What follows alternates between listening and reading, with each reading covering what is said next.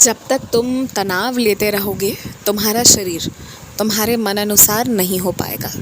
अगर अपने शरीर को अपने मन के अनुसार तुम्हें बनाना है, जैसा भी दिखना है, वज़न बढ़ाना है, घटाना है, जैसा भी जो भी चाहिए, शरीर से दर्द दूर करना है, कोई तकलीफ़ है, छोटी से छोटी तकलीफ़ भी क्यों ना हो, चेहरे का कोई दाग हो, दाँत में दर्द हो, कुछ भी हो, कोई भी समस्या हो, तो सबसे पहले तुम्हें पता है क्या करना होगा?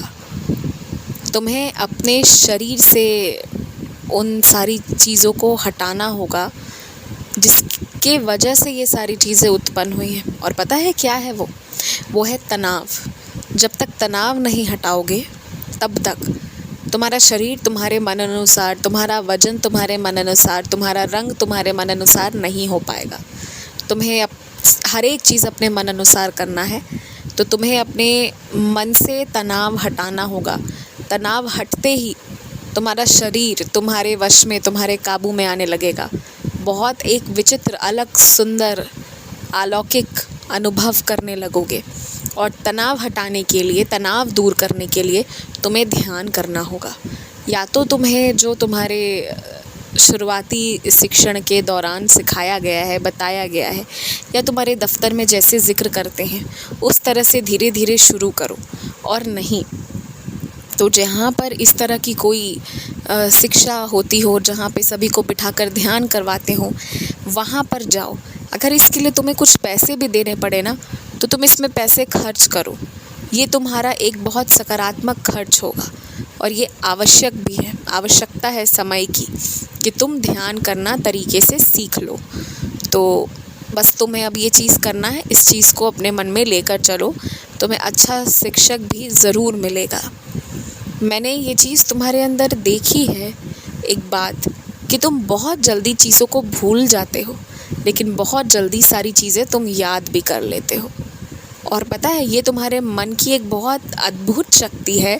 अगर इसे तुम अपने काम में लगा दो ना, चीज़ों को, पुरानी चीज़ों को याद करना एकदम वैसे ही जैसे घटित हुई थी। तुम जब सोचते हो पुरानी बातें, तो मैंने देखा है कि तुम्हारे वो जो दृश्य तुम्हारे मन में चलते हैं ना, वो एकदम वही होते हैं जो तुमने कुछ साल पहले जिया है।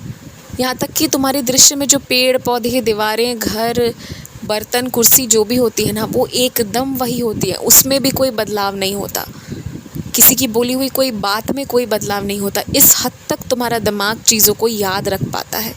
तो इसे ना, ये एक बहुत बड़ी शक्ति है तुम्हारे अंदर। बस इसे कहाँ तुम्हें उपयोग करना है, तुम इसके बारे में नहीं सोचते। तुम्हें किसी की भली बुरी बोली हुई बातों में याद करके अपना जीवन खराब नहीं करना है। वो तो जो है सो है, तुम्हें इसे अपने काम में लगाना है। ये जो स्मरण की शक्ति है तुम्हारी, अद्भुत है। तुम इसे पहचानो।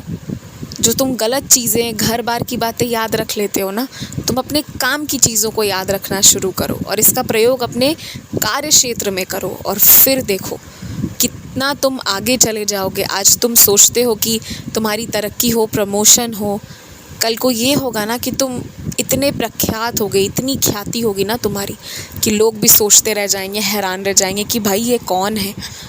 ऐसा होगा। तुम्हारी बुद्धि में क्षमता है, क्षमता में कोई कमी नहीं है।